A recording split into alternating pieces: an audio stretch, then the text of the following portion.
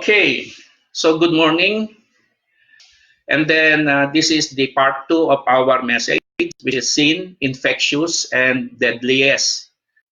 We can able to read the context of Leviticus chapter 13, verses 45 to 46. No? Okay. So we have studied last week, sin is the most deadliest virus. Okay. And a virus is a small infectious agent that replicate only inside the living cells of an organism. No? Viruses can infect all types of life forms, animals, and plants to microorganism. Okay, so ang sinasabi ko dyan, yung po daw virus ay napakaliit na infectious agent. No, actually hindi po siya visible sa naked eye. Hindi mo siya makikita. Kaya nga po, if you may remember, some of the quotation of the our frontliners that we are fighting with the unseen enemy. Okay, so yan po yung virus. Kaya we need really to be very careful about it. And sabi nga po dyan, viruses can infect all types of life forms, animals, and plants to microorganism. The virus is thought to spread mainly from person to person. Yan, no? Yung puro virus na to ay nakahahawa. At ang pangahawa nito ay person to person. Between people who are in close contact with one another. And if not prevented, it will cause death. The precautionary measures to prevent virus spread, no? Alam po natin yan, yung mga pag-iingat na ginagawa po natin is we need always to clean our hands. And then for a while, we need to avoid close contact for a while. And then we need to have a clean and disinfect, no, yung ating po, yung 'di ba may ginagamit tayong mga pan-disinfect sa ating mga lugar. And then we must stay at home.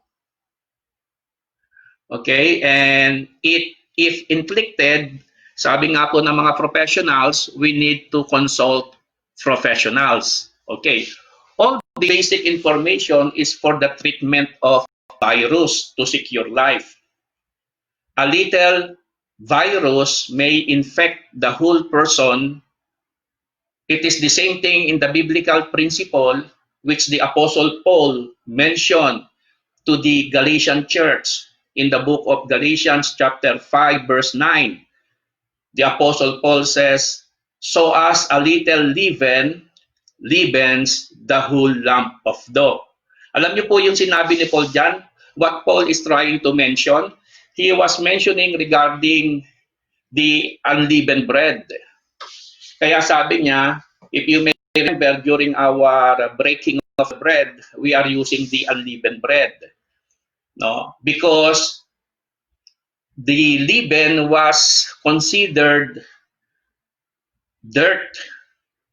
No, doon po sa paliwanag ni Apostle Paul, yung pong leaven ay kinukonsider niya parang kasalanan. Sabi niya, konting leaven lang, a few leaven may leavens the whole lump of dough. So, nung panahon po ngayon, doon po sa Passover, hindi sila gumagamit ng leaven because they are trying to protect or to secure the purity of the bread. Kaya wala pong leaven. Okay, so yun po yun. Kaya ang sabi ni Paul diyan, no, ine-emphasize po ni Paul, he was trying to give an example that the leaven considered the dirt, yung nakapagpapadumi, no, o yung nakapagpapaalsay sa isang tinapay, no, kinukonsider niya yan sa atin as mga believer, konting dumi lang daw ay nadudumihan na ang ating pananampalataya. So that is mostly what he was saying. Okay. So, why sin infectious and deadliest? No. So, yan po yung isang tanong na dapat natin that we must, this is one of the question that every believer must understand and must answer correctly. Sa Tagalog po, bakit ang kasalanan ay nakahahawa at nakamamatay? Yan. Okay. So, infectious because it can transmitted from person to person. No? And this is the reason why we need to distance ourselves from some. No? Diba, we know very well that if a certain person is infected with an infectious disease, hindi naman po tayo pwedeng lumapit doon, di ba? Alam po natin yung kung may kapatid na may sakit na nakahawa, even though we wanted to be near with him at i-assist siya because of the infection o yung sakit niya, which is infectious, ay hindi po tayo pwedeng lumapit. At alam po yun ng ating mga kapatid na nurses, no? Napaka-precautionary nila sa ganyan.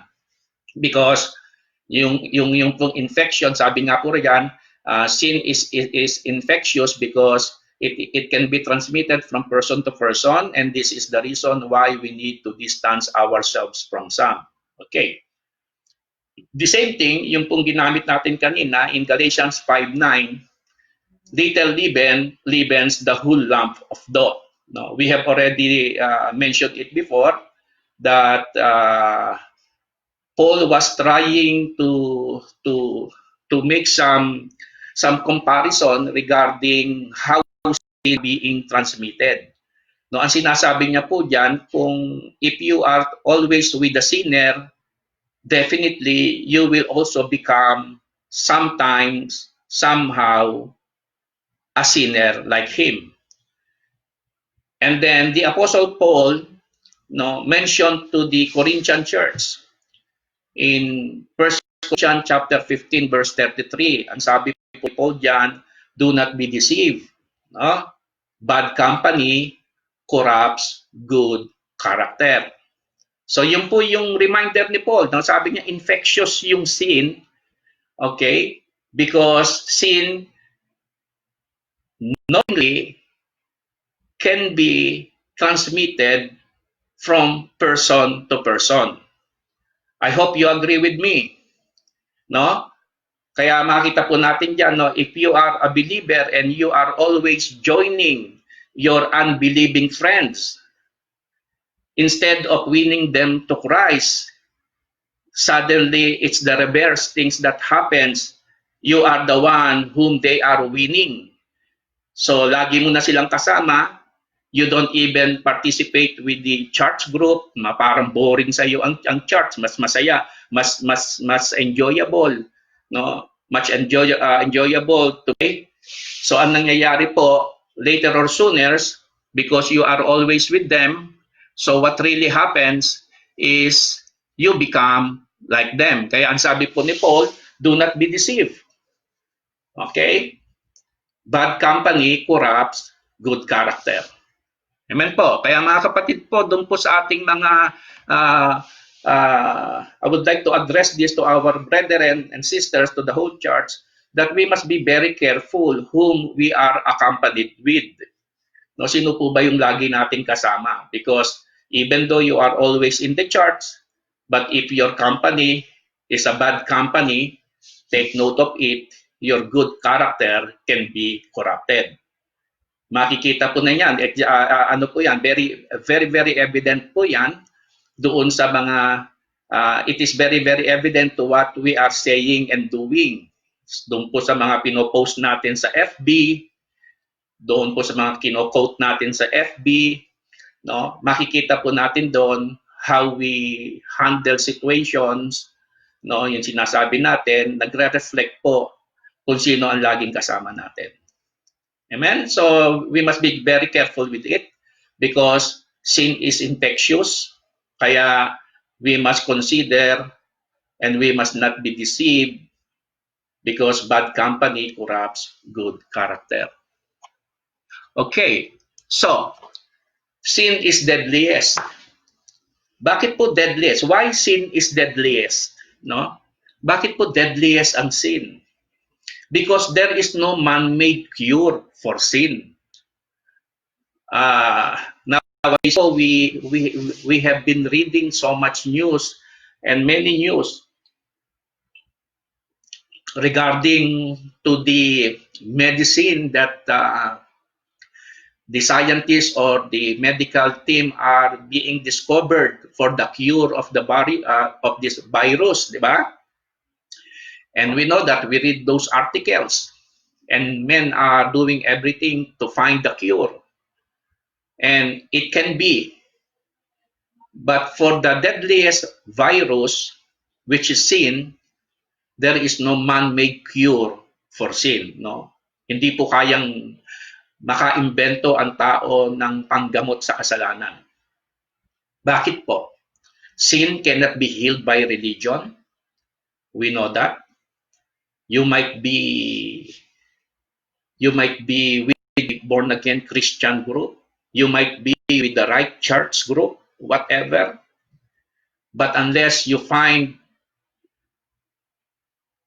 or you found the right medicine to be cured, to be healed, your religion can do nothing.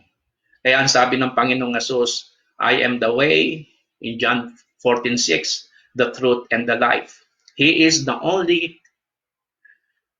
cure for our sins. And even sin cannot be cured by good works. Alam po natin yon. Yung good works po, because Isaiah 64 verse 6, it says, our good works is just like a filthy rags. So, amen po ba tayo doon? Diba? Sabi po ni Isaiah, yung mga mabubuting gawa daw natin ay para lamang maruruming basahan.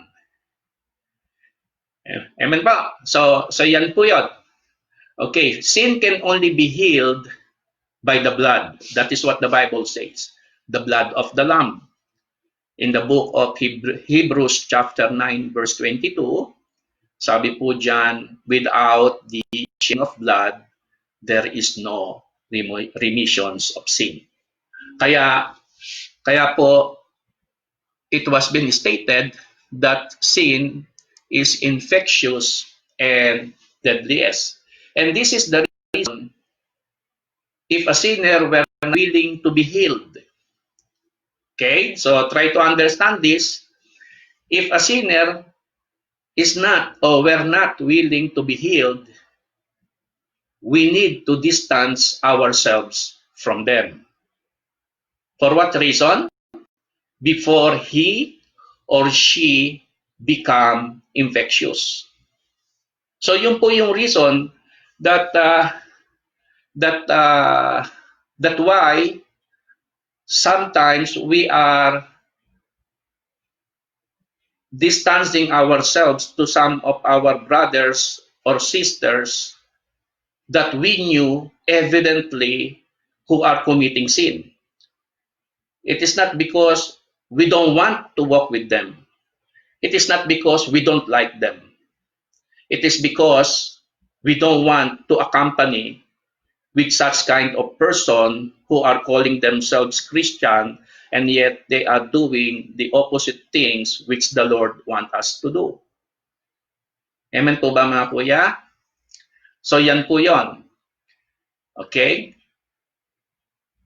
The reason why we are distancing ourselves to some of our brothers and sisters is because if they are sinners who are not willing to be healed, that's the time that we need to distance ourselves. Because later or sooner, nagiging partakers po tayo. No? Later or sooner, we become partakers of their wrongdoing. Ina-approve natin. For example, a brother or a sister, we know exactly, evidently, that they are doing wrong things as a believer, and then we are trying to tolerate it just for the sake of friendship. Ayaw nating magtampo sila sa atin. No, we don't want them to be disappointed to us pag sinasabihan natin sila if we are correcting them. Kasi pag kino-correct natin sila, they are becoming offended, disappointed, ikaw pa naman ayaw mong minagagalit sa'yo, so you let it just to pass by.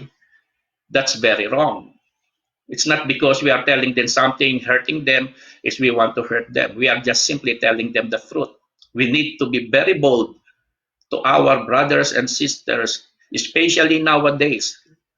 Tandaan po natin, maybe people will not agree with us. Maybe some of our friends will not agree with us. Maybe some of your friends, relatives, and whosoever might see you hyper-spiritual. But the truth is, we are almost probably entering, we know that, the end times.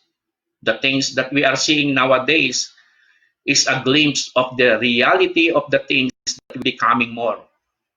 Kaya po, we need to take care of one another. We need to correct one another. Amen po, for the purpose that we will be seeing each other, when the time comes, when the Lord will take us back home. Okay, so kaya nga po, pag kami mga kapatid na pasaway, ayaw magpapigil sa paggawa ng kasalanan, they don't want to be hampered, they don't want to be corrected.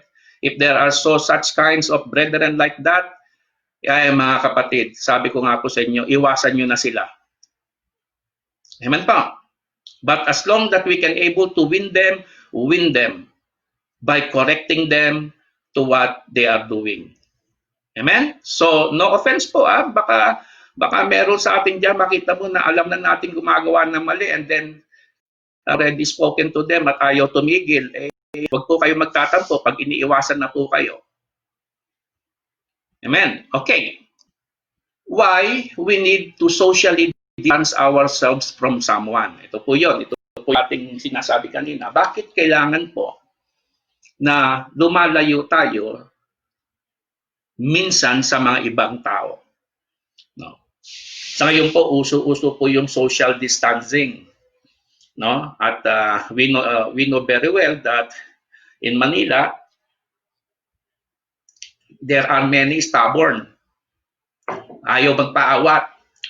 No? They have been instructed by the local government that do not be too close with one another because of this virus, but yet seems to be our local government or our government is talking with the deaf ear. Wala silang pakialam. So what happened if one of them are infected with virus? 'Di ba? Hawa-hawa na po 'yon. Okay, kaya po we need to socially distance ourselves from someone. Interestingly, social distancing in order to stop the proliferation of a disease is explicitly mentioned in the Bible. Yung pong nakikita nating mga 14 days quarantine period, yung separation from each other for 14 days quarantine period, did you know that all of those were been written in the Bible beforehand? Okay, it was been mentioned in the book of Leviticus chapter 13. It's a long book. I was reading that one for almost 2 nights and trying to understand those instructions regarding the separation of the inflicted from the uninflicted. Yung mga may ketong at mga may sakit, hinihiwalay po sila. Sabi nga doon, 7 days, they will be checked by the priest. And after, if they were been found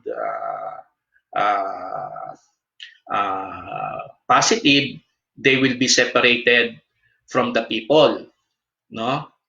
And after that, sabi niya, after 7 days, they will be checked again. And if they become okay, they will be isolated again for another 7 days. So a total of 14 days. Then after that, they will be checked again, and after that they have been found clean, they will be declared clean. No? Kaya po, hindi na po bago sa panahon natin itong tinatawag na quarantine. No? Nasa Bible po yan. Okay. The book of Leviticus chapter 13 addresses leprosy, an infectious skin disease.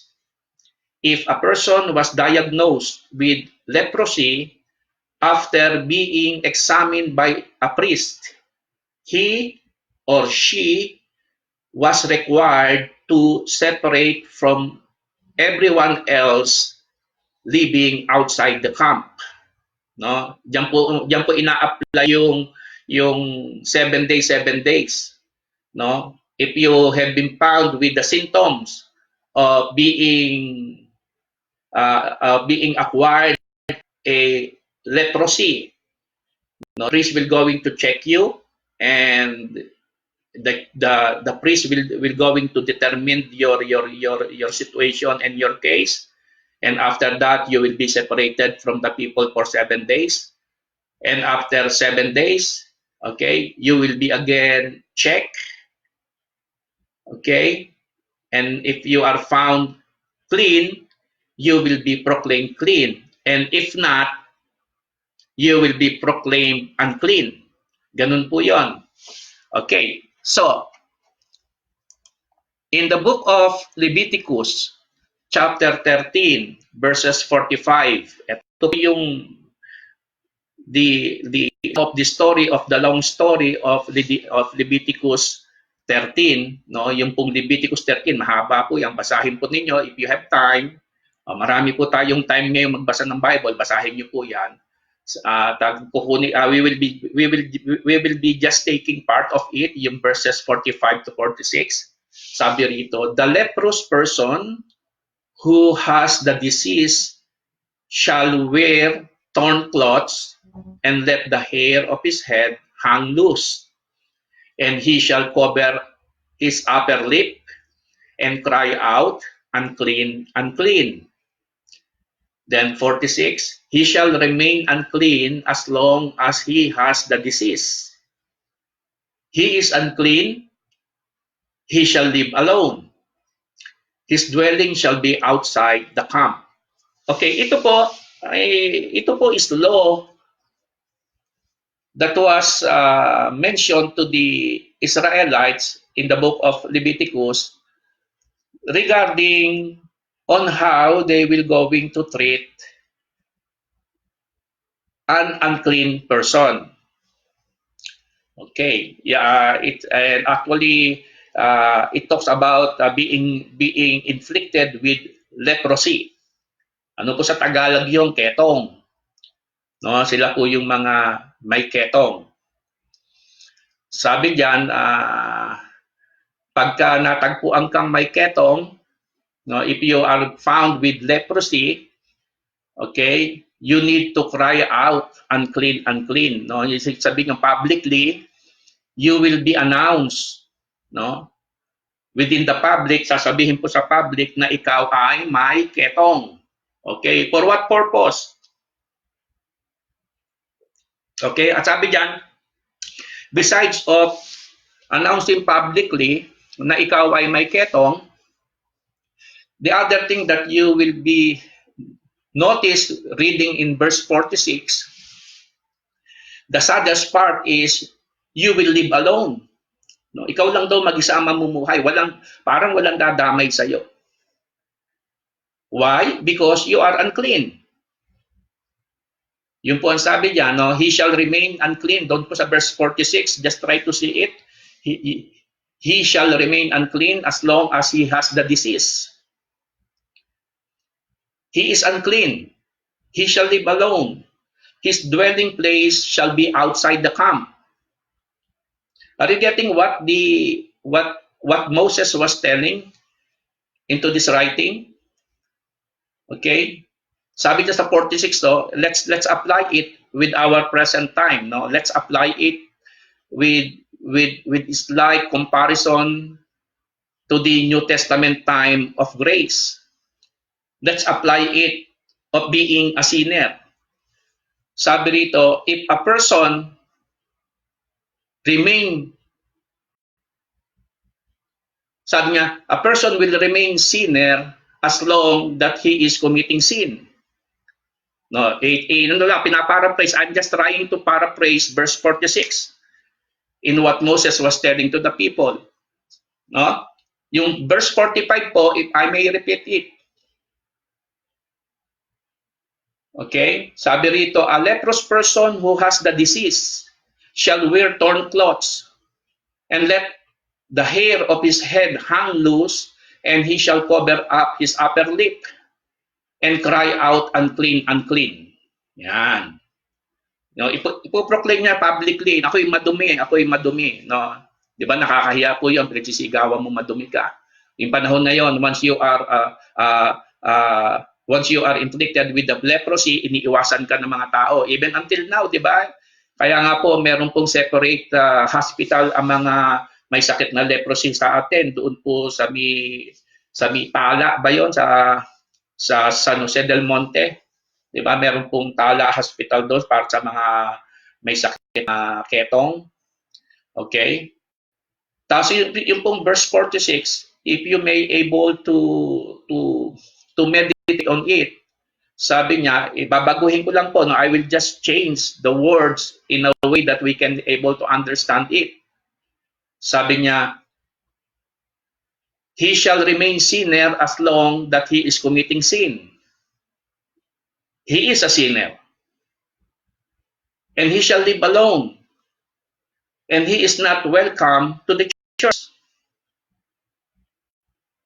Amen pa? So, yan po yung slight na ibig sabihin niyan. Kung if going to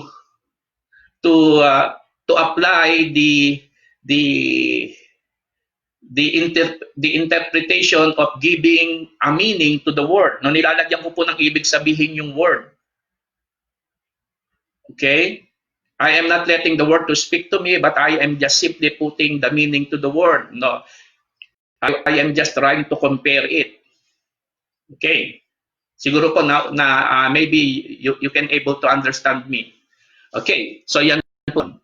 Alright, then, even worse, sabi rito, if the leper had to be around other people, she had to shout out, unclean, unclean, in order to warn everyone. So yun po yung dahilan kung bakit po sinasabi po na yung pong mga may ketong na yan, kailangan after that they have been proven with ketong. Tandaan po natin sa Leviticus po, pag binasa nyo yung, if you will be reading the whole chapter of Leviticus, before they are considered unclean, take note po, they have been already checked by the priest.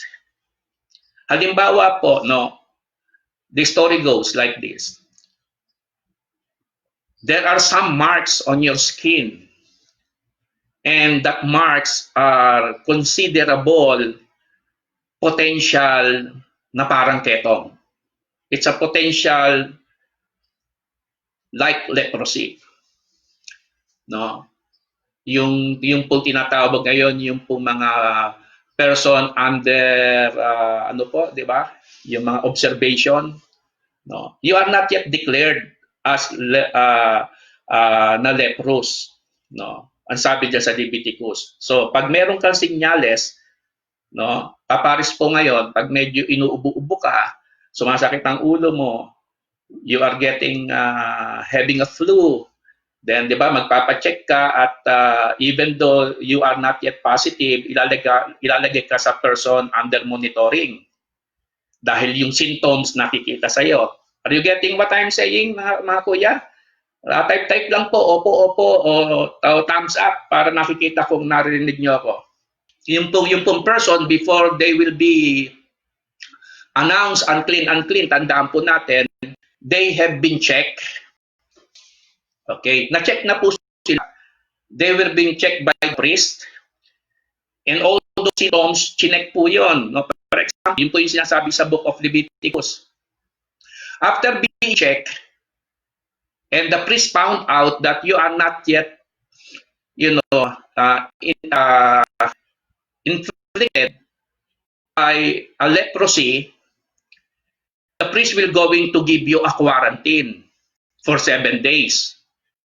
Quarantine ka kasi meron ka mark eh. No? Yan po yung sinasabi doon na person under monitor. No? I-monitor ka nila 7 days, and after that, checkin ka ulit. And then, if they found out that you are clean because yung symptoms which is on your skin, sabi sa Book of Leviticus, chapter 13, is not pertaining that you are inflicted. So clean ka, sinabi ng priest, clean ito. They will not going to allow you to go out. You will be still quarantined for 7 days. And after, again, that 7 days, a total of 14 days, if you have been found clean, then i-declare ka nilang clean. And if not, they will be declaring you unclean. Are you getting this story? Okay, yun po yun.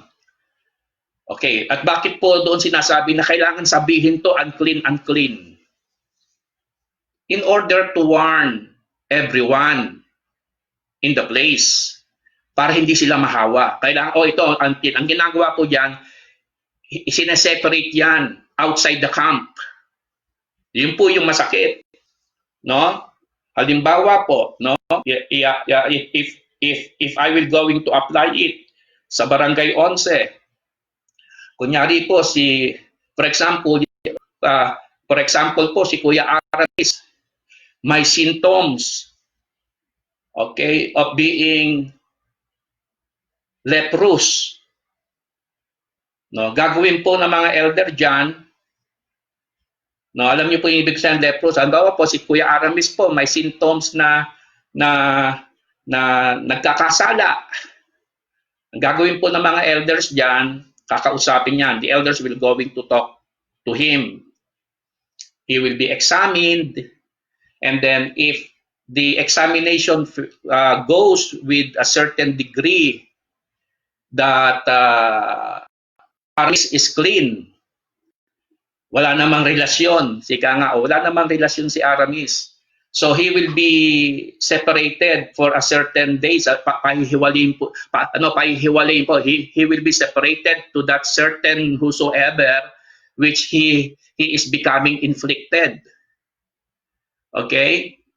So, sige, Aramis, hiwalay ka muna, and then pag-aaralan po siya, obserbahan. Pag nakita pong wala talaga silang relasyon, then i-declare po si Aramis na malinis.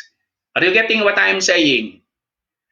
Okay. And then, if after several times of investigation or under monitoring, when we found out that Aramis really committed such grievous, abominable act, ang gagawin sa kanila, isa-separate sila and they will be declared unclean. Are you getting the story? I hope you are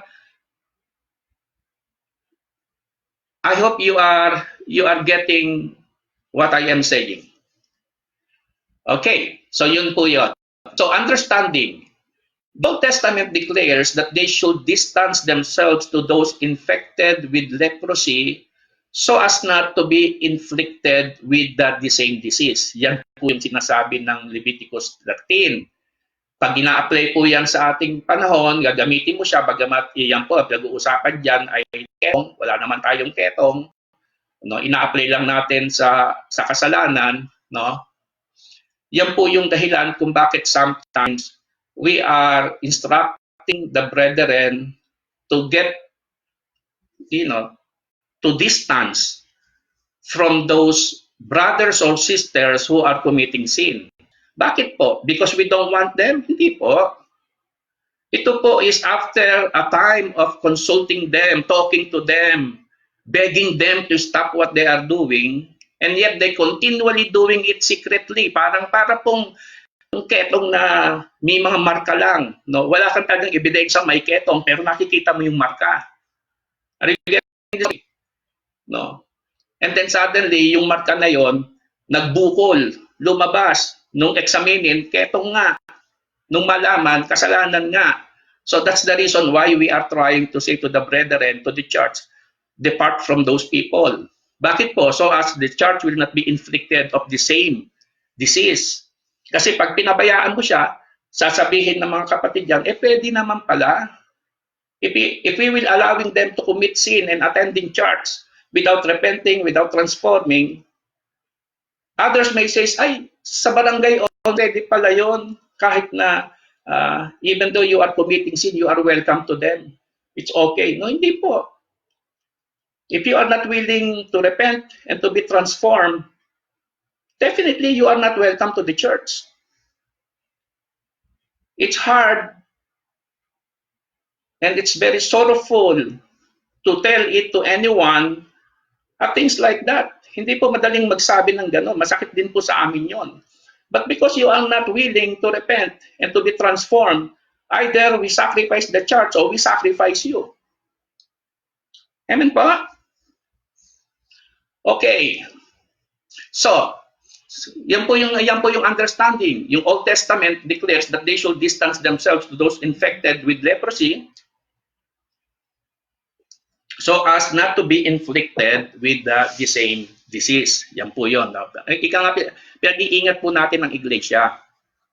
Kaya pag may mga kapatid na nagkakasala, na wala naman tayong hint, senyales lang na nagkakasala sila, the thing that the elders will eventually do it abruptly is to talk to those people. No, kakausapin po yan. We will be talking to them. We will begging them to stop what they are doing. That is really a truth to what are being foretold. And if they will repent, praise God, they will be healed. But if not, yung sasabihin lang sa'yo, sige po, pastor, sige po, elder, hindi na po namin gagawin. Then suddenly, behind the curtain, after the service, they continually doing all those maliciousness at pumutok. So, really, we cannot tolerate it. You might be offended to us, you might get angry to us na parang kinondemn kayo. No, we did not condemn, we are not condemning anyone. We are not in the position to condemn. We are telling it to you with all the love of the Lord, okay, to step out from those wrongdoings. Because better to be sorry now than to be sorry later. Amen pa. Okay, so I hope nandiyan pa kayo. I hope umalis. Okay? Ang umalis, guilty. Okay. Since then, sin is infectious and deadly virus. And if after so many tries, no, just keep reading with me, no, hindi ko po nakikita mga reaction nyo if you are nakasimangot na o I don't know, but I hope you are all smiling.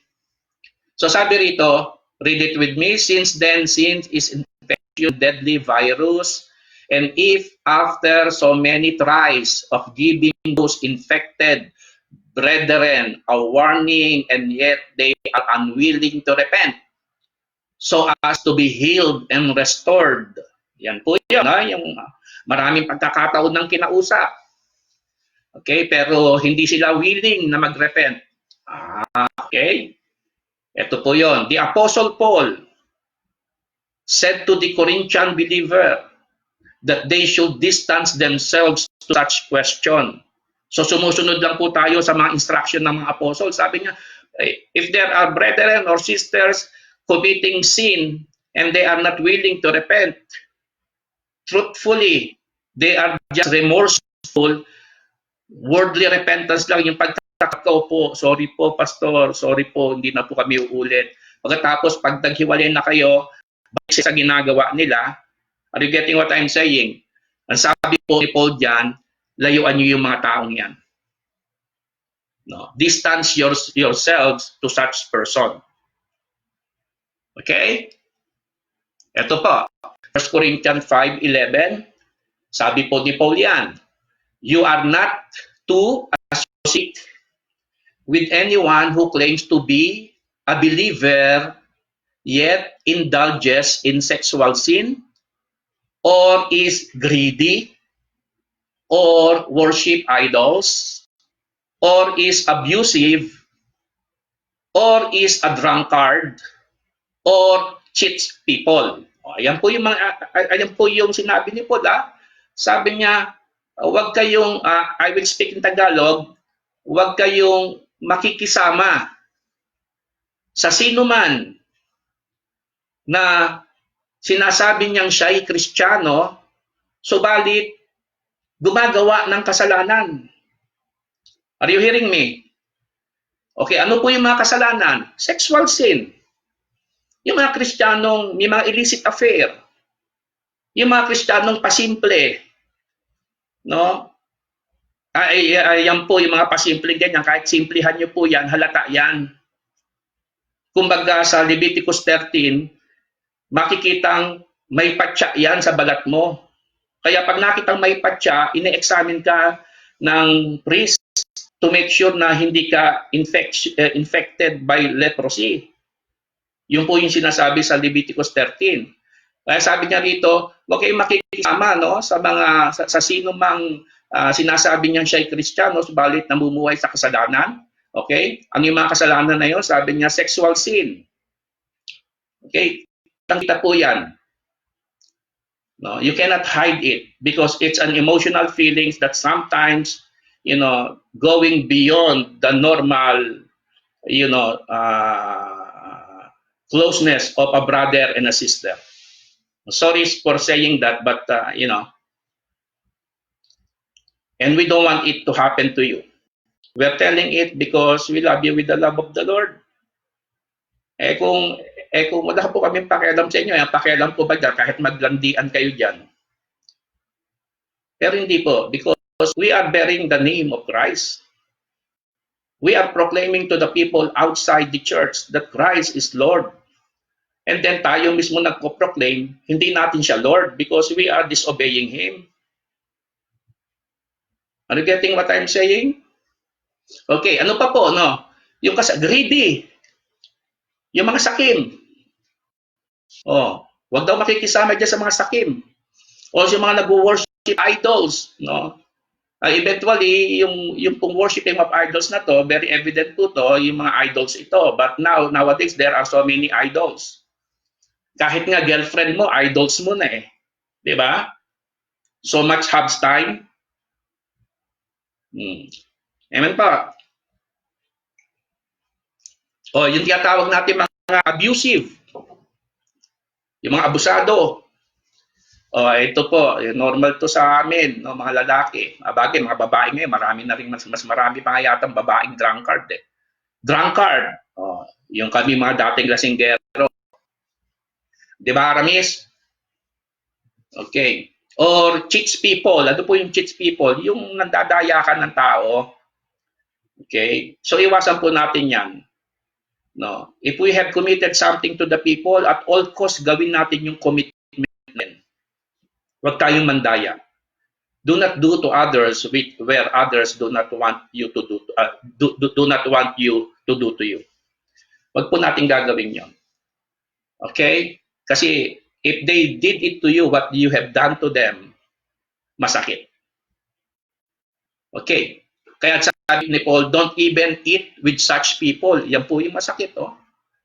Sabi niya, don't even eat with such people. 1 Corinthians 5:11, yan po yung isa sa Paul sa mga Corinthian believer. You are not to associate with anyone who claims to be believer yet indulges in sexual sin or in greedy or worship idols or is abusive or is a drunkard or cheat people.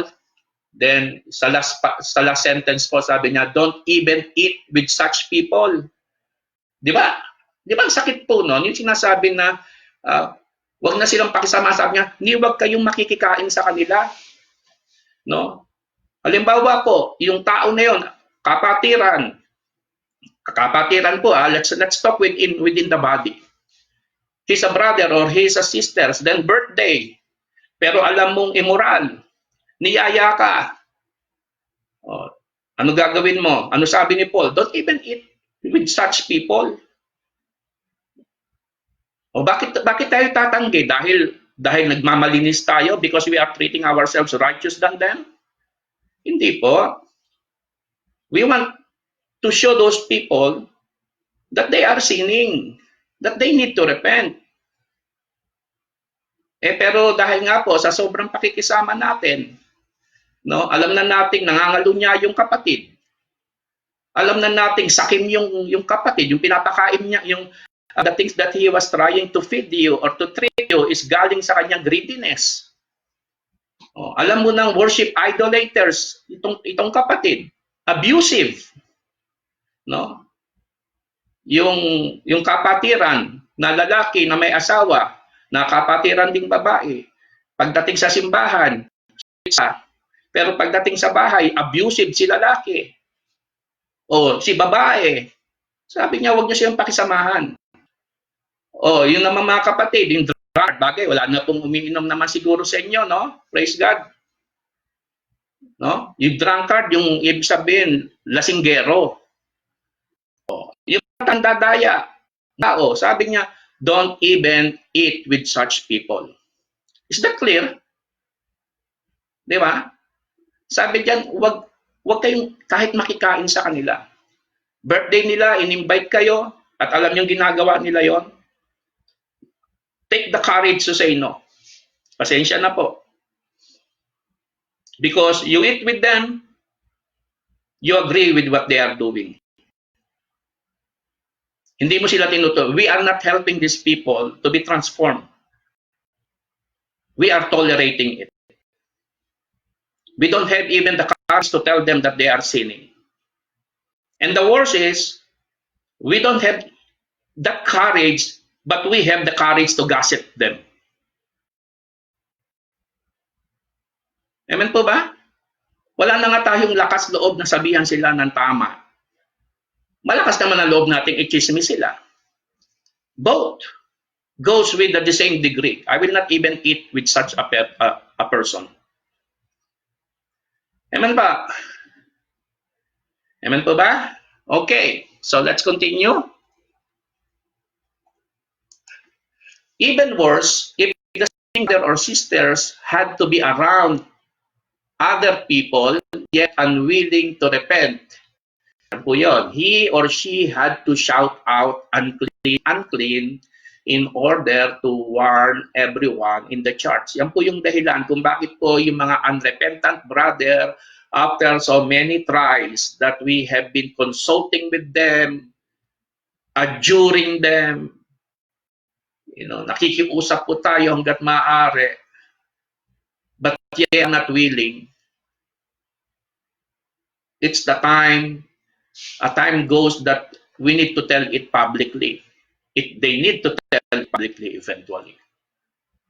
Bakit po? In order to warn everyone in the church. Yan po yung sabi. Matthew 18, verse 15 to 17. Read it with me. Sabi po dyan, if your brother sins, is that clear? The first word. If your brother sins. Ano daw gagawin natin? Go and show him his fault in private. Is that clear? In private, hindi sa Facebook, hindi sa Messenger. Okay pa, in private. Meaning personal. Don't use your messengers to tell his fault. Mag-aaway lang kayo. Go with him in private. Is that clear? Then, eto po yon. If he listen to you, you have won the brother. Yan. Kaya doon pa lang sa unang step, ikaw yung concern, nakita mo you have seen a brother committing such sin and you are totally concerned because you love him with the love of the Lord. Talk to him in private. Yan po yung first step. Don't bring his case to the prayer meeting. Agree? Don't post to your timeline or to the group site his case. It will not help. Mapapasama ka pa doon, kuya o ate. So what we need to do? Go and show him his fault in private. No. No, dalhin mo sa steakhouse. Dalhin mo sa Starbucks, sa Tim Horton, o saan man. Dalhin mo sa basketball court, doon mo kausapin. Dalhin mo in private. Okay? Sabi rito, if the brother listen to you or the sister listen to you, you have won them. Okay, ayan po yun, di ba? So, doon pa lang sa una, instead na lumaganap na yung kasalanan niya, at baka makapanghawa pa siya dahil tinotolerate natin, dahil hindi naman natin alam, nakapanghawa na siya, okay lang. No? Sabi niya, so sa umpisa pa lang na-secured na natin. Okay. Then the next is, but if he does not listen to you, ito yung parang case. No? First case, you talk to him, he listens, solve the problem. The second case, but if he does not listen to you, ano daw gagawin mo? Take one or two more with you. O, sino yung one or two more with you? Yung nakakaalam din ng issue.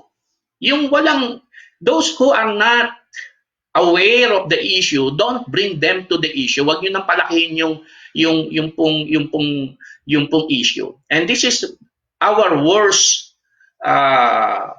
problem nowadays. No? Ang lalakas ng loob nating mag-post nung pagkakamali ng iba sa Facebook.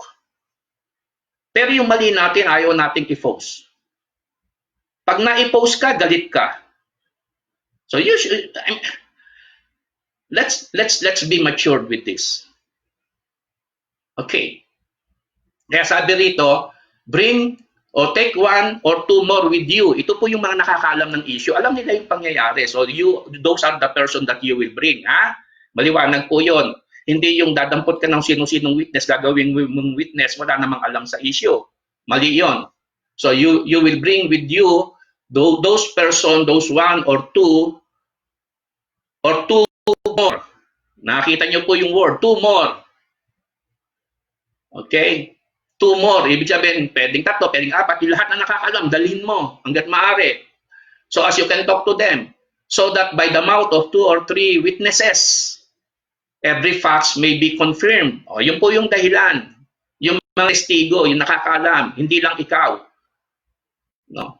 Baka ikaw lang, nag-create ka pa ng story, hearsay lang na ano mo, ginawa mo yung story, then nagmamagaling tayo doon sa kapatid, wala naman palang ginagawang mali. Are you getting the story? Amen po ba tayo? Okay. I will presume na nag-e-end kayo. Okay. So sabi rito, so as the facts may be confirmed, then ito po yung third scenario. If he, ito po yung result, sorry.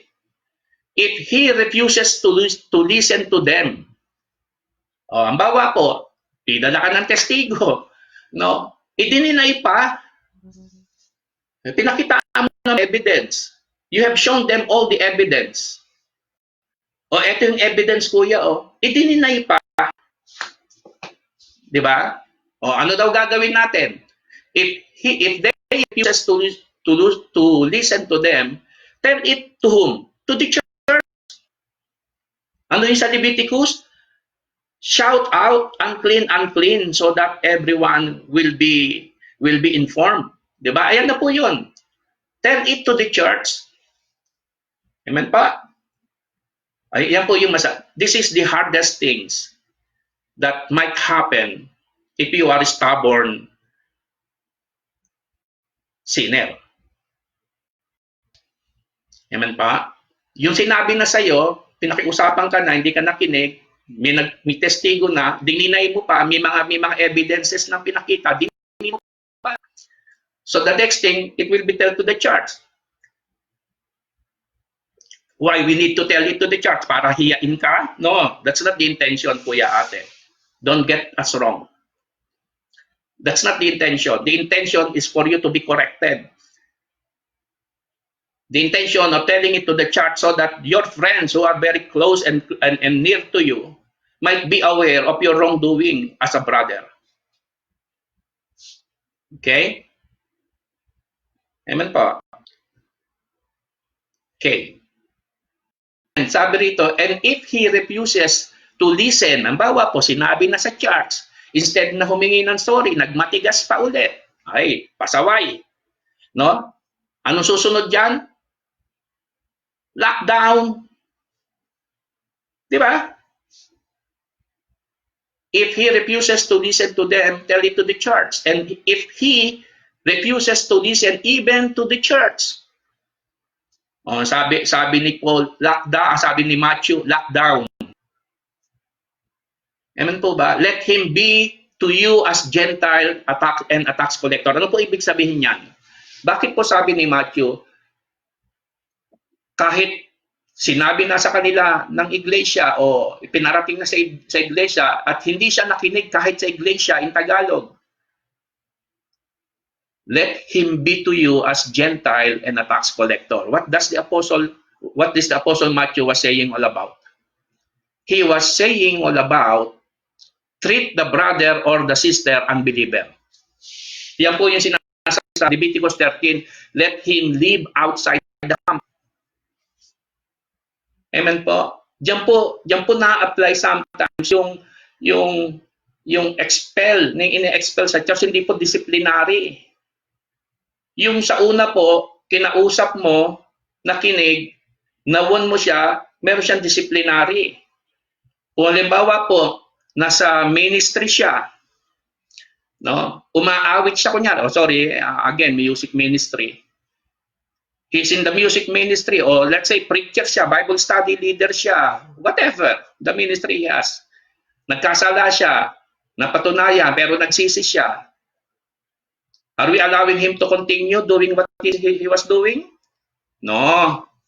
Iko-quarantine yan for several times. Amen pa?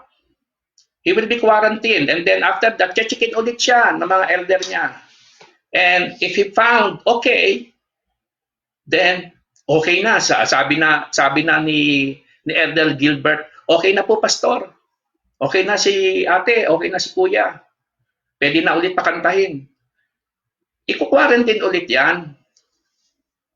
Okay? And after that, check-in ulit. Mamaya mo nagbabait-bait dahil nasita. Sorry.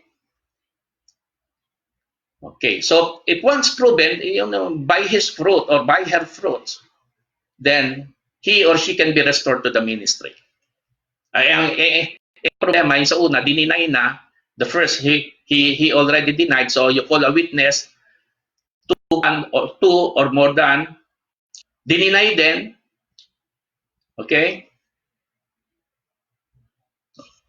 So dininay din, and after that, sinabi mo na sa iglesia, ito po si Aramis. Pasensya ka na, Aramis. Ulit mo eh.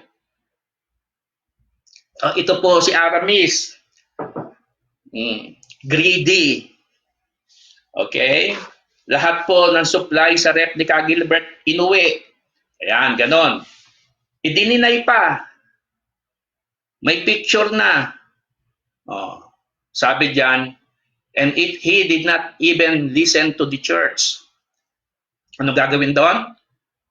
Yan na po yun. We will treat him as a Gentile or tax collector. Yan po yung masakit. Ititreat mo ng unbeliever yung kapatid, meaning he is considered expelled to the church. Kasi hindi siya sumusunod sa alituntunin na aral ng mga apostol. He's not following or obeying the teachings of the apostles. Agree with me, mga ate? Amen po?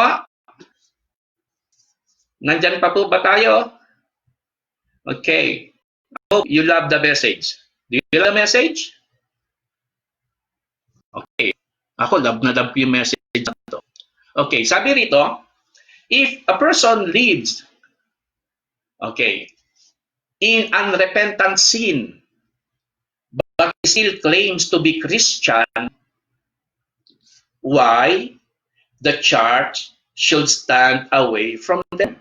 Yan po yung practical question. Ano practical question po yan? If a person lives in unrepentant sin, unrepentant, hindi siya nagsisisi. Kristiyano siya, sabi, pero namumuhay siya sa kasalanan. Alam niya nagkakasala, pero hindi siya repentant. Yung bang nabuking mo na, nasabihan mo na mali yan, kuya, ate, mali po yan. Tapos sasagutin ka, then they going to respond to you in such a manner of, ayaw naming we don't want anyone to interfere with us. Di ba? Meron pong ganyan.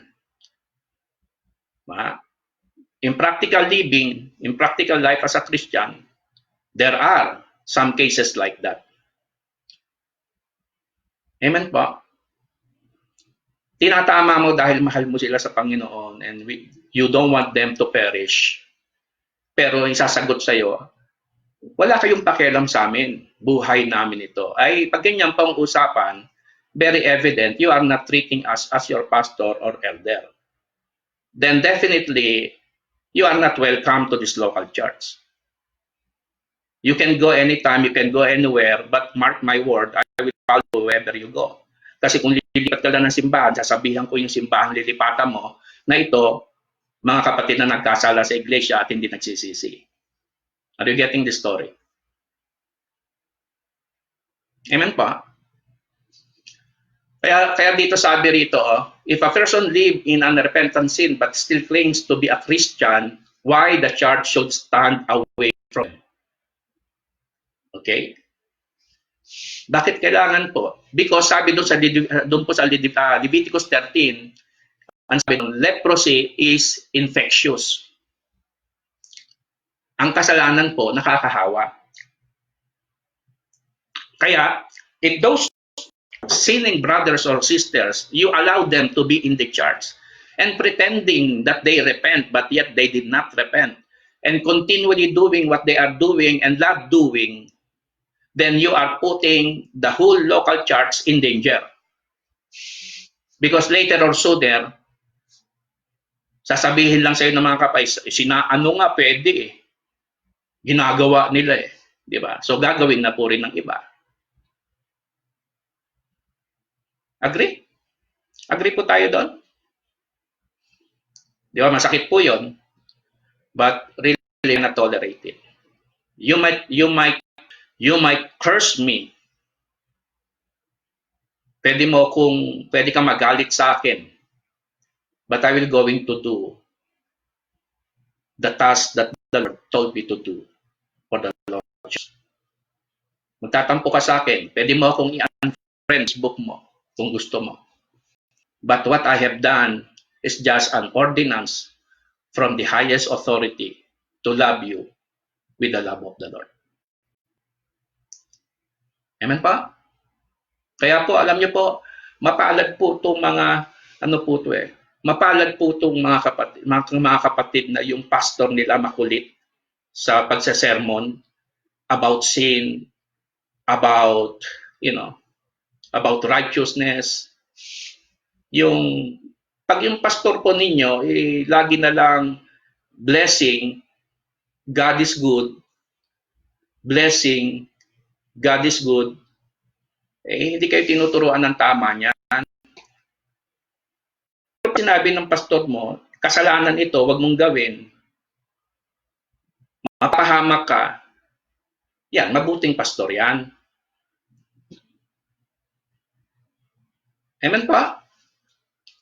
Kahit na minsan yung pastor o yung elder, they are being talk behind those conniving one another about sin, I don't care. I really don't care.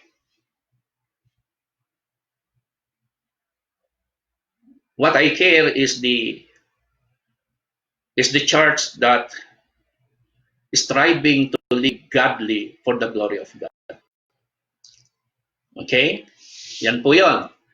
Kaya sabi po dyan, pag ang isang tao ay namumuhay sa kasalanan at patuloy na sinasabi niyang Kristiyano, bakit kailangan ang iglesia ay lumayo sa kanya? Dahil Leviticus 13, leprosy is infectious. Amen po ba? Matthew mentioned that unrepentant brother should be treated as unbeliever. Yan. Sino po yung ititreat as an unbeliever? Repentant brother. So, unrepentant brother, yung pong sabi natin, kinausap mo na ng kinausap, no? Pinakiusapan mo na lahat, pinaliwanagan mo na unrepentant pa rin. Pinairal pa rin yung init ng katawan, yung pita ng laman, pita ng mata, yung kayabangan sa buhay, pinairal pa rin yun. No? Sabi doon, treat them as unbeliever. Don't even eat with them. Yan po yung kanina, sabi natin. Okay? With such a man, do not even eat with them. Sabi po sa 1 Corinthians 5:11. Amen po ba tayo? So next is, how to find cure from virus. How to find cure from sin. O, kasi yung pinag-uusapan natin kanina, yung infected. Yung person under, ano yun? PUM. Aramis, ano yung PUM? Ano yun siya? PUI? PUI? Person under investigation? Whatever. So, yung po ganyan, no? So, yung po pinag-uusapan natin kanina, yung mga may symptoms. No? Ina-expose natin yung mga may symptoms para mapagaling. Amen po? So, how we can able to find cure from virus? Yan. Una, ito po, alam niyo po, yung pong mga dalubhats, ay yung mga professionals, doctors natin, which died because of the virus, yung pong mga namatay dahil na-infect sila, di ba? Nakakalungkot yung professional, mga head ng hospital, di ba? Nakakalungkot tayo. There, I was so very, very sad hearing those news. And I am very, very upset to those people who are stubborn. Dahil sa kanila namatay yung mga doktor na yun. Ang kukulit, di ba? You know, one of the problem because those physicians died because of the unwillingness of the infected person to expose himself as infected. Hindi niya sinasabing may virus siya. Sabi niya, wala po, okay lang ako. Yan po yung mga asymptomatic. No? Yung mga asymptomatic po, yung mga hindi mo halatang may sakit. Di ba? Asymptomatic po is yung asymptomatic sinner, yung hindi mo halatang nagkakasala o may kasalanan sa simbahan, ang galing-galing. No, minsan pag nag-preach pa nga, nakaka-bless, 'di ba? Pag umawit, nakaka-uplift. Pag nag-exhort, no?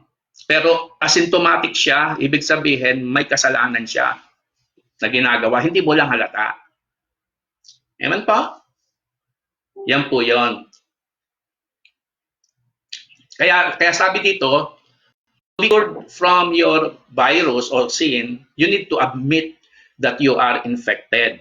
Pagka nagkakasala ka na, okay, aminin mo na lalo't kung ang kumakausap sa'yo, pastor mo o elder mo, hindi kayo chichismis yan. He will never going to gossip you with others. No.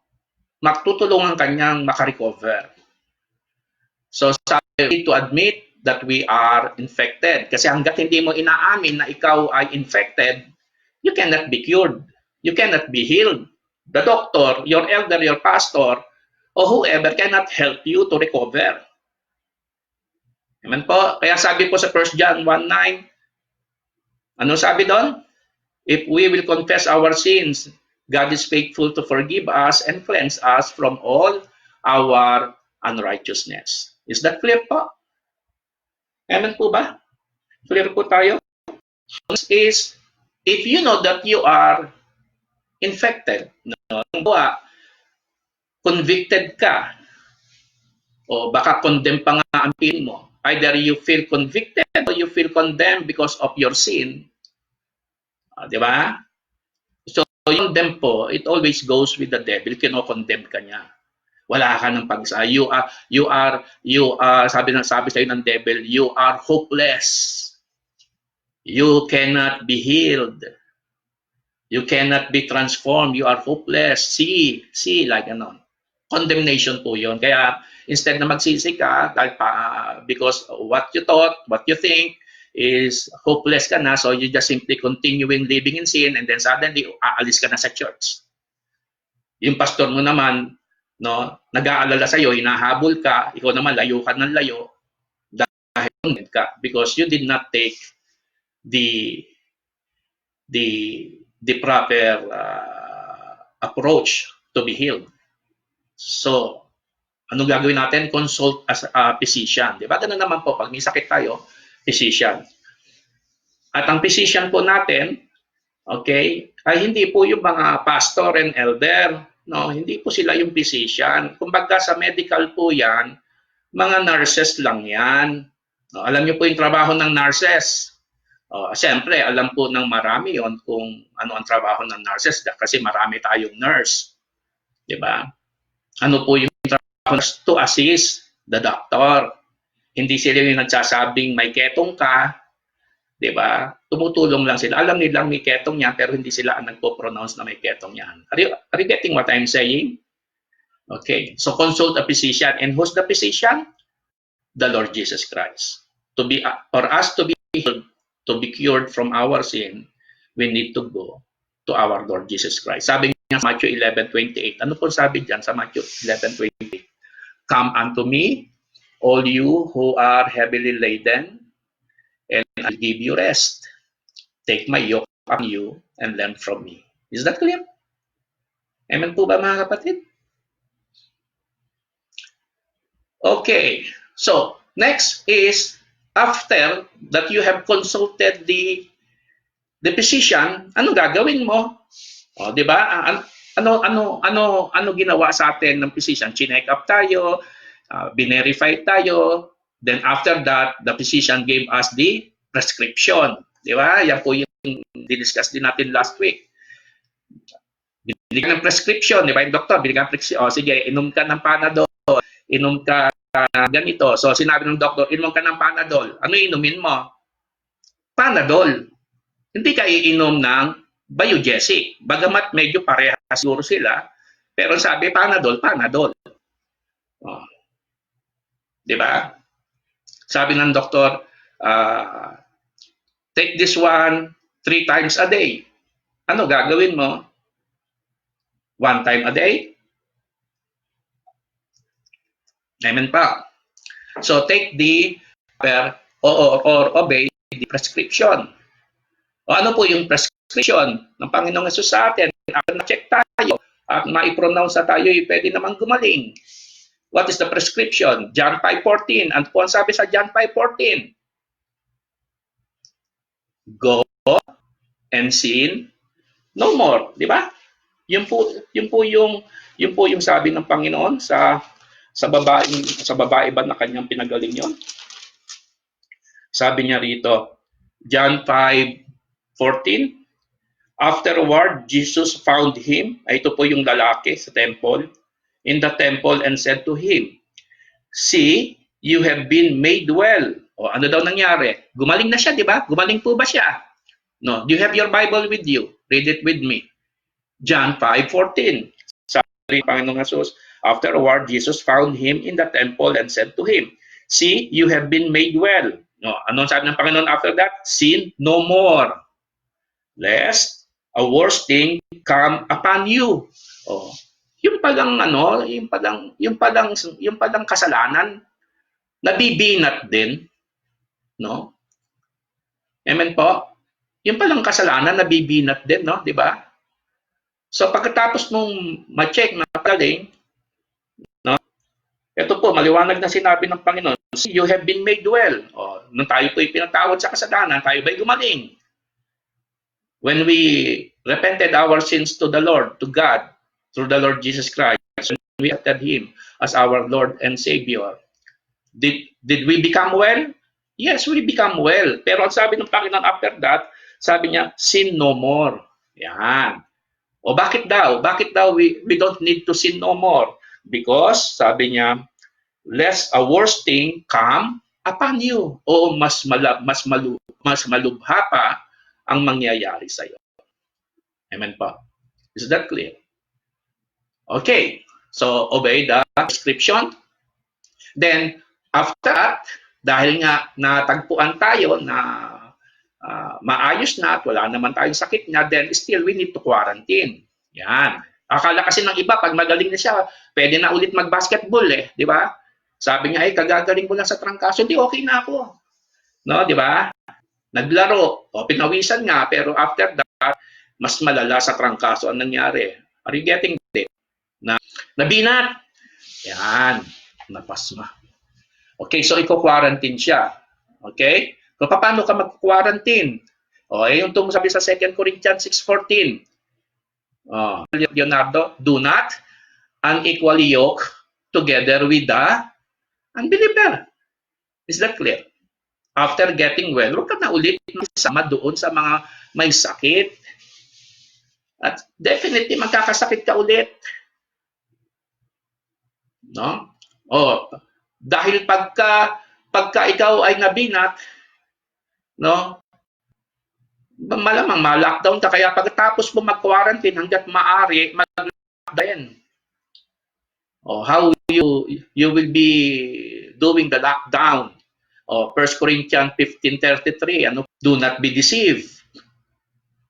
Bad company corrupt good characters. Amen po? Does we have a sound and simple message today? Kaya sabi to, how to find cure from your sin? Admit that you are a sinner. Okay? Then, consult the Savior. Obey the Word of God. Separate yourselves from the unbeliever.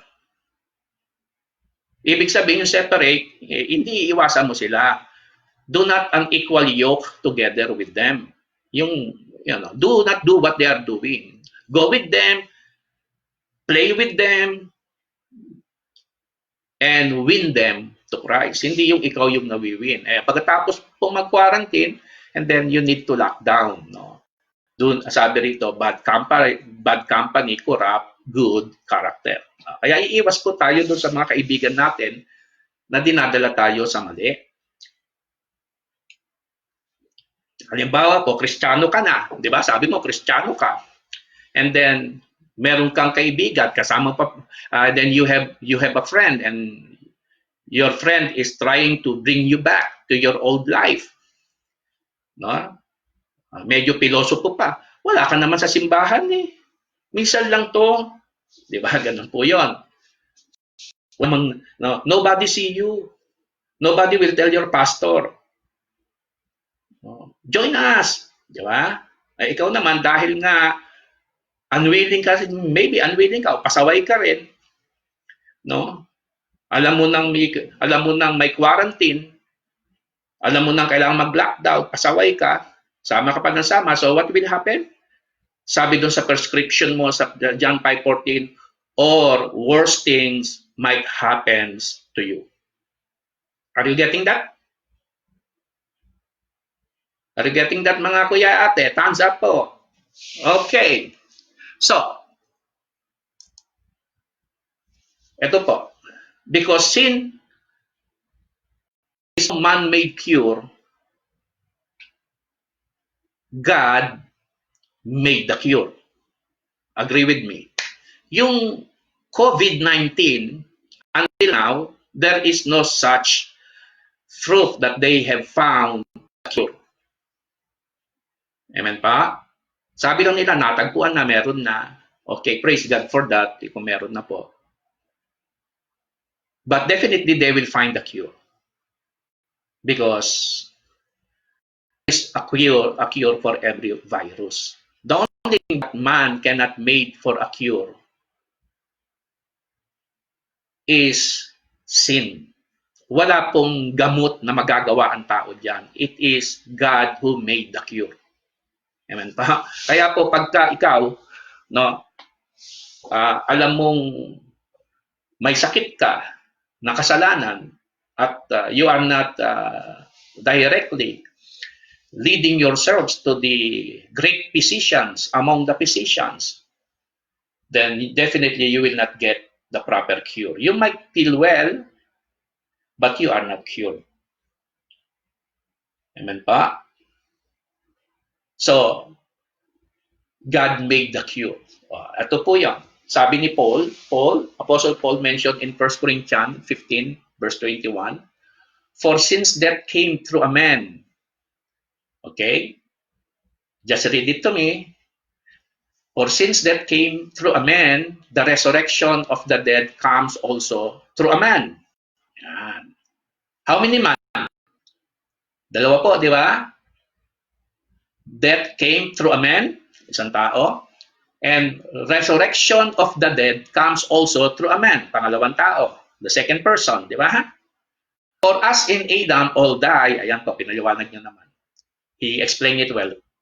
For as in Adam all die, so in Christ all will be made alive. Is that clear po? Is that a good news? May gamot. There is medicine, the cure for a sin virus. Thumbs up po, thumbs up. If you are still hearing me, thumbs up. Thumbs up po. Okay. Message okay. If you are still hearing me and seeing the post. Anyone? Just to make sure. Clear? Okay. So, in the book of Isaiah, chapter 53, verse 5, ito po ang sabi, but he was wounded for our transgression, he was bruised for our iniquities, the chastisement for our peace was upon him, and by his stripe we are healed. Amen pa? Okay. Is that good? We have been cured by the blood of the Lamb. Sabi nga po, without the shedding of blood, there is no remission of sin. Is that clear? Maliwanag po yun. We have been cleansed from the sin virus. Okay? Not of any man-made cure, because there is no man-made cure. Okay? There is no such religion that can save us. There is no such good works that can save us. We are simply saved by God's grace through the blood of the Lamb. And without the shedding of blood, there is no remissions of sin. Amen po tayo doon, mga kapatid. Do we agree with that? Kaya sabi rito, but he was wounded for our, is that clear? For our transgression. He was bruised for our iniquities. Puro our, di ba? Dahil sa, the Lord Jesus Christ is the frontliner among the frontliners. No, hindi po si Elder Gilbert George, Elder JR, Elder Lito, o even I frontliners. Hindi pa mga music, hindi po yung grupo ni Pinunong Edgar ang frontliners. They are not the frontliners. No, kasama po sa naka-quarantine. The frontliner is the Lord Jesus Christ. He alone. Amen pa? Agree? Okay. Kaya sabi rito, the chastisement for our peace was upon him, and by his stripe we are healed. Oh. Kaya po yung, alam niyo po, yung mga pasaway nating kababayan na ayaw magpaawat sa mga frontliners, they really doesn't understand what those frontliners are doing. Akala nila ayaw silang palabasin na because they are locked down and they don't want to be get out from their place. Hindi po. Yun po yung nakakalungkot. Even as Christian, we have been instructed, we have been told, we have been informed, we have been reminded several times by the word of the Lord, by the word of God, that those are not proper, those things are not good, and those doing those things shall not inherit the kingdom of God.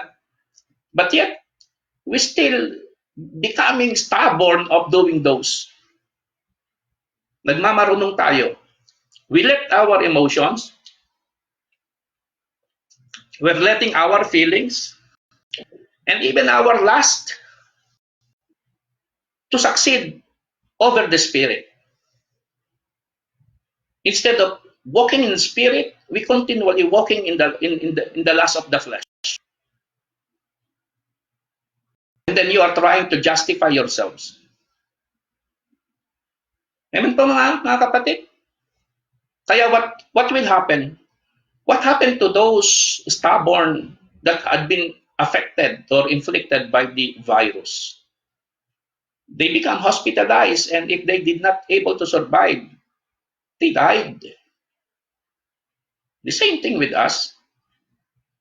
For the Bible says, for the wages of sin is death. Amen po. But the gift of God is eternal life. You see, ito po yung quite disappointing. The Bible is already telling us the very, very clear instruction that sin leads to death if not repented. The wages of sin is death. Di ba? Is that clear? Is that clear po mga ate? Ano ang kabayaran sa kasalanan? Kamatayan. You sin? What is the consequences of your sin? Death. Di ba? Sabi na, sakit mo, kasalanan ha. Pag hindi ka napagaling, pag hindi ka gumaling, mamamatay ka. No, halimbawa na lang po, tagang sakit yung kasalanan. Halimbawa, let's go on these ways. Talagang sakit yung kasalanan. Even though sakit naman talaga siya. May sakit tayo. Ang sakit ko kasalanan. Pag hindi ako naggamot, if I will not be treated well, what will be the result? What will be the outcome? I will die. Di ba? Mamamatay ka, di ba? Ngayon, gusto mamamatay. Do you want to die? Di ba? Practicality of the basic thing that we need to understand. Wag natin lagyan na masyadong malalalim na theology of what we are talking here. Ganun po ang style ng iba Pag nag-preach mga kung ano-anong theology ang gawa Let's talk simplicity of gospel. Sin is a sickness, and you are inflicted with that sickness. And that sickness leads to death. Di ba? Ano gagawin mo? Halimbawa po, ganito na lang, parang may cancer ka. Stage 2 pala lang naman. Is there a cure? Yes. Ano gagawin mo? What are you going to do? Sige, kanya-kanya kayong sagot dyan. Di ba, nagpapagamot ka, you will going to go to the doctor, you will going to have the right medicine, the right medical advice for you to get well, to be healed, to get cured. Amen ba? Ngayon, that is the real cancer. Kaya lang yung, for so many, they don't understand that sin is more than a cancer. Okay. So we know that we are already a sinner. We are sinner, but don't have any precaution to amend or to make things right para tayo gumaling. Di ba? Aminin na po natin mga kapatid. Parang ano po yan, no? Halimbawa lang for example, no, it's just an example, Kuya Leonardo has been inflicted with lung cancer. Yan. Kunyari lang, kuya. And then the doctor told him, Leonardo, stop smoking. Your lung cancer is because of your smoking. Okay. So what do you think Leonardo will do? Oh, what do you think Kuya Leonardo will do? Ikaw, Kuya Leonardo, ano gagawin mo? Of course, he will stop smoking. Either you become so addicted with smoking or whatever, you cannot give up smoking, but because that smoking will kill you, you will stop smoking. Agree? Amen po ba? But because Leonardo is stubborn and he pretend that what the doctor said, marunong ka pa sa may katawan, and he continues smoking and smoking, what will happen to him? Anong nangyari sa kanya? He will die. Not because of his of the lung cancer, because of his skin.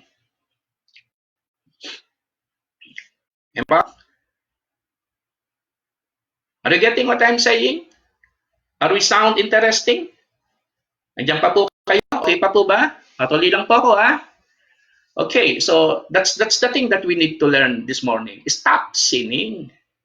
I'm not saying that we don't commit sin, but stop sinning. Amen po? Mga kuya, mga ate? Okay, so next, conclusion. Ayan na. Happy birthday, Dayan. Okay, so conclusion. Ano po ang conclusion natin? Most people who survived the virus was found with strong immune system. Let us have the same. No? Yung ilang po medical findings, ang nakasurvive daw ay yung merong mga malalakas na immune system. Yan. Okay. So, let us have the same. Make our faith strong by hearing and hearing the word of God. Agree with me. To make your immune system strong, your faith is keep hearing and hearing the word of God. Amen po ba? Okay. And the evidence that we truly hear and understand the word is if we do apply it with wisdom. Yan. Diba? Alam po naman natin yun, marami pong nakikinig ng salita ng Diyos na sinasabi po that faith comes from hearing and hearing the word of God. Yan po, false assumption that the person who hear the word apply it with wisdom. Okay? It's not because you hear the word and you keep hearing the word, okay? Faith comes in, which is evidently what the Bible is saying, what the Hebrew was saying all about, or what the message is saying about hearing and hearing the word of God is hearing with wisdom. Ina-apply niya yon. Hindi yung nakikinig lang siya pero hindi niya na-apply. No. Hindi po ganun yon. That's not faith. Are you getting what I'm saying? Nami-misunderstood po itong ano na to sa Romans 10:17 na to. Most quoted of the many brethren, but misinterpreted kasi they thought just hearing and hearing the word of God. Assumption nila pag naririnig yung salita ng Diyos, lumalakas yung kanilang pananampalataya. No, that's not what it means. Faith comes by hearing and hearing the word of God, meaning you are applying the word with wisdom. Knowledge and wisdom goes together. O ano po yung wisdom? So you hear the word, the wisdom is you apply the word in your lives. Kaya yung mga kapatid na ang hilig mag-quote ng maraming verses which is very good. Pero kung hindi mo ina-apply sa buhay mo yan, it's just a logos. Amen pa? Yung sinasabi mo na minsan may mga nagko-quote po na nakikita natin. Sinasabi niya that we must love one another as a Christian, tapos suddenly, ang hilig makipag-away. Ang hilig makipagsagutan. Ang hilig, Madaming hilig. So what does it mean? Wisdom. So pag sabing faith comes by hearing and hearing the word of God, post assumption po yan na you hear, you do. Pag love your enemy, love your enemy, kahit sino yan. Agree with me, mga ate, mga kuya? Kahit sino yung enemy mo na yan, love him, love her. Hindi namimili ka na mamahalin mo. Amen pa? Okay. Kaya nga sabi rito, and the evidence that we truly hear and understand the word is if we do apply it with wisdom. The Apostle James said, be doer of the word and not hearers only. Is that sounds familiar to us? Amen po. Okay. So, those who receive the proper treatment, sabi po dyan, we are all cured from the deadliest virus. Yung mga napag-usapan, yung po mga napag-usapan natin. Yung daw pong mga nakatanggap ng tamang ano po, tamang treatment. Okay, as what we have mentioned in our lagi.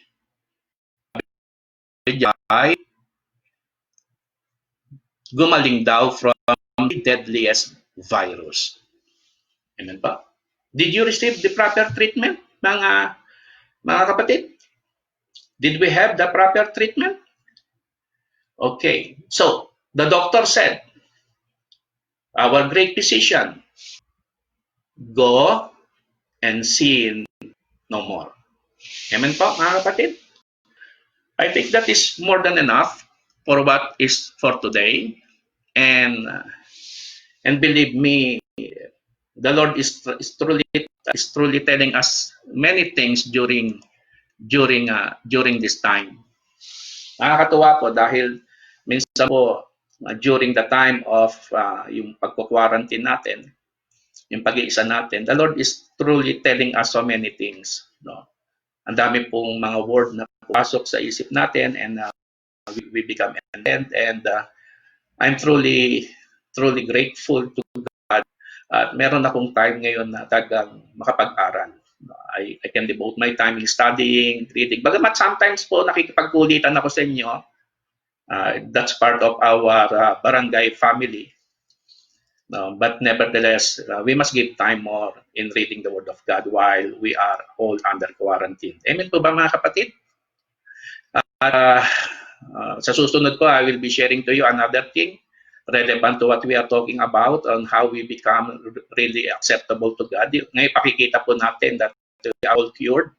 Kaya my only pakiusap, no, my only plea to all my Kabarangay 11 family, let us be true.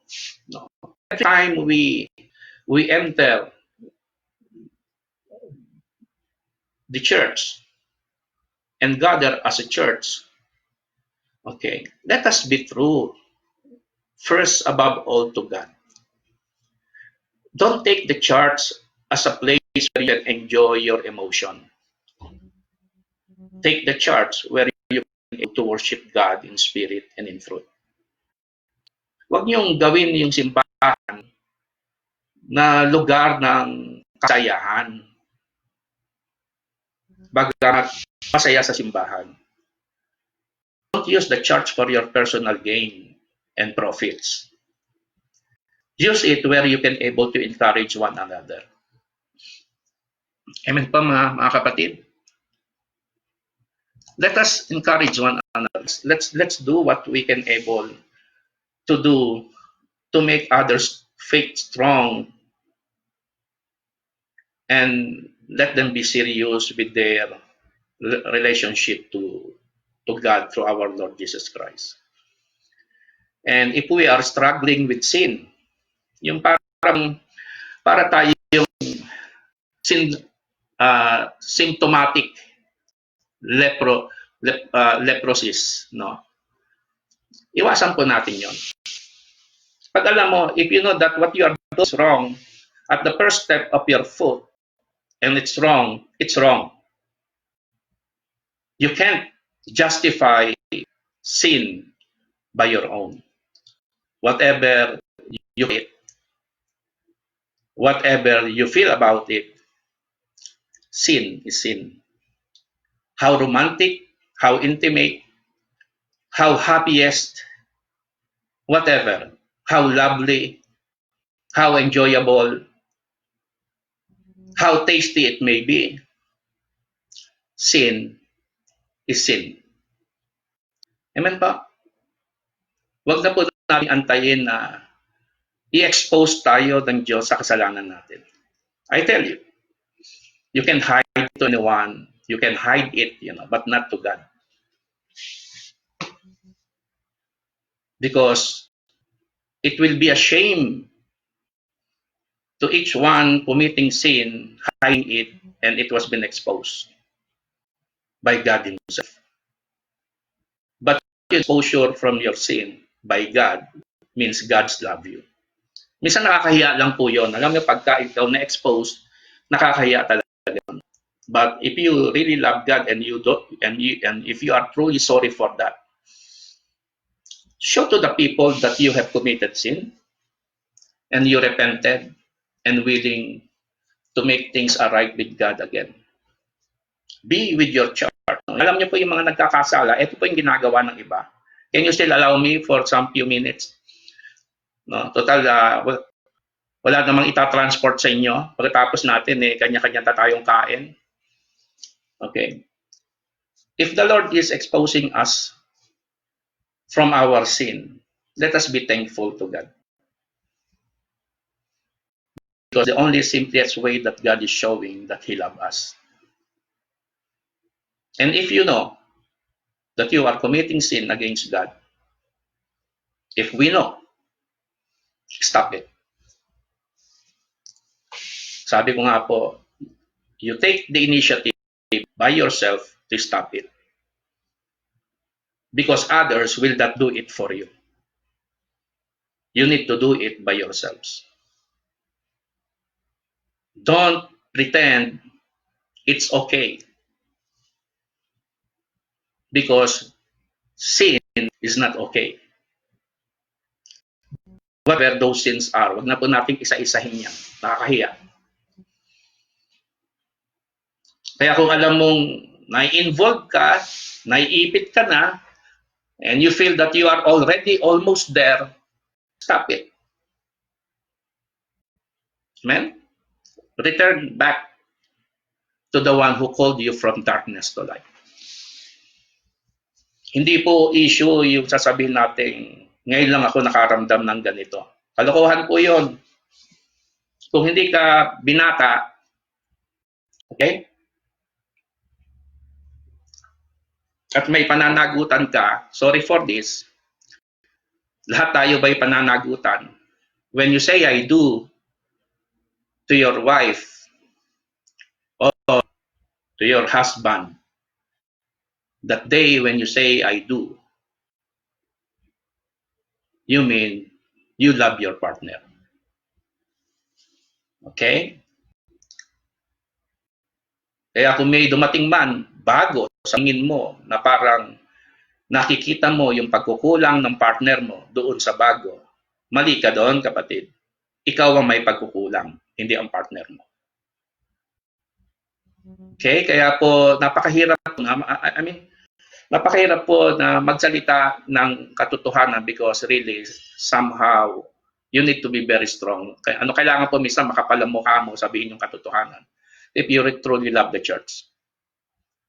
Because if we just simply continuing and pretending that that sin is not harmless. Sabi nga, inos. Harmless naman eh. No, it's not harmless. Sabi rito, remember what the apostle, those who sin shall not inherit the kingdom of God. Inisa-isa niya doon. So wala po tayong ligtas doon. Amen po mga kapatid. So that's so all for now, and God bless po at pasensya na po talaga at hindi kami makatravel diyan. Na lockdown po ngayon dito sa Riyadh. No entry, no out. And 3 PM po ang aming curfew. But we will be having our Bible study. God willing po, give me until Sunday. If you are available by Sunday, let's have a Bible study around, siguro, sa inyo, total, wala naman kayong pupuntahan, no? Sukul na sukul tayo ng Panginoon ngayon.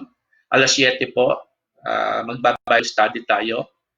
No, I will be posting, and those who are willing to join, just online again with this site, we'll have Bible study. Siguro po, dadalasan na natin dahil wala naman kayong ginagawa, no? Hindi naman pwede kaming mag-basketball, kaya dito lang sa kwarto, pa-dribble-dribble, no? Patalon-talon, bawal lumabas. Okay, so if you have any questions regarding to what we have discussed, just post it on our site, or you can send me direct message. I will love to respond with it. No, yan po ang ating trabaho. And again, mga kapatid, we are not seeing each other, pero I hope po na we are all intact with the Lord. No, medyo kumustahan po lagi tayo kahit po medyo may mga biruan, basta biruan po natin ay birong wholesome. Okay lang po 'yon sa side. Kumustahin niyo po yung mga kapatid, especially those nakakalungkot nga dahil yung pong ating mga kapatid na bago pa lamang natin nakakasama, no? Yung pong mga lately natin nakasama several weeks ago before these things happens. Hindi sana po nakakasama rin natin sila rito sa ating pag-aaral, no? Beans, I suggest contact them and tell them if they want to join us with our study and add them to this group so that pang natin manatili tayong iglesia kahit po tayo ay magkahiwalay-hiwalay. Yan po yung iglesia, hindi po ang simbahan po ay hindi yung lugar, kundi ang simbahan po ay yung nakaisang diwa ng mga magkakapatid for the glory of God. Amen po. Father God, sa hapong ito, kami po ay nagpapasalamat sa iyo sa po ng bagay na ginawa mo po sa amin sa pag-aaral na to. Maraming salamat po sa pagpapahayag mo, O Diyos, ng kaalaman patungkol po sa Leviticus chapter 13, na bagamat ang sulat pong iyon ay para sa mga Israelites, ang sulat pong iyon ay para sa mga dinapuan ng mga ketong at kung paano sila tinatrato. Maraming salamat, Lord, at nakita namin ang hawig nito. We have seen, Lord God, the similarity of this with what is happening at the moment, and even to our spiritual life, Lord. We treat this, Lord, as sin that truly make us, Lord God, separated from you, being quarantined and being checked.